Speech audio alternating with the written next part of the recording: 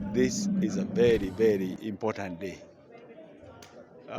It is the Food Loss and Waste Awareness Day, which is celebrated globally to bring to everyone to be aware about the issue of food loss and food waste. We have people suffering for lack of food in many parts of the world. And here in Africa, and particularly also in Kenya, we have people sometimes who go without food. Not because sometimes we do not have adequate production, but just because of the losses we encounter and the waste.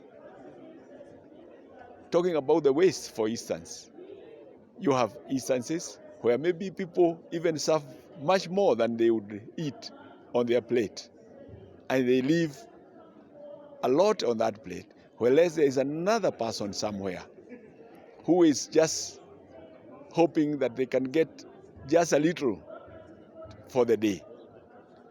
It is important to be conscious whenever we serve food on our plate, that we remember this, that we serve whatever is adequate to keep our bodies healthy, and also to remember those who don't have also, that we don't waste, even at that level of service. Too, we get huge losses because we have not invested enough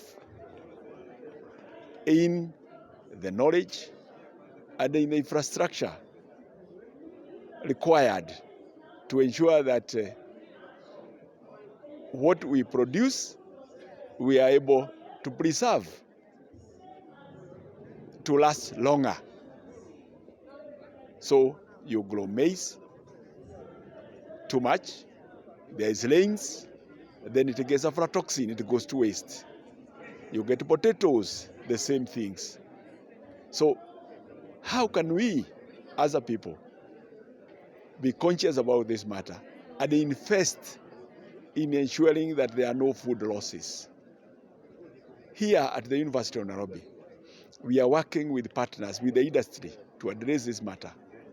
We are setting up an agricultural innovation and technology transfer center, working with the UoN Kenya. It will be called Kantaria Agricultural Technology and Innovation Center, where we expect we will be able to put up a one-stop shop where people can inquire or make inquiries on how they can preserve and protect against food loss. This day is just set aside all over the world to raise awareness that we must reduce food loss and food waste. Thank you. Thank you so much. Thank you very much. Yeah. We have had so many communities around the country suffering because of lack of food. What's the message on that? Because we see so many people in Nairobi or wherever in the country, they are just throwing food anyhow. What's your message on the food conservation for maybe to distribute to those communities suffering because of lack of food? My message is that we know that this planet belongs to all of us, and we must have the value of care, that whatever we do, we must be good stewards, and particularly when it comes to the issue of food security. We must do whatever it takes as a people to ensure that our people, wherever they are, all over the country, young and old, get adequate food. Because when they do, they are going to be able to contribute effectively to the development of this country. We need to be all together. And how can we be together? Is by caring for one another, ensuring that we have the appropriate infrastructure and value chain to ensure that everyone gets adequate food every day. And that way, we will get a better country, a happier country for all of us. We know that the University of Nairobi is so vocal when it comes to climate change, yeah? And what are you doing to ensure that you are able to connect climate change and be able to mitigate the effects of malnutrition? We know that climate change is here with us. And we must ourselves adopt to that change. We must begin to respond to the changes, not to be consumed and swallowed and get lost, but to face the challenges as they are and provide solutions.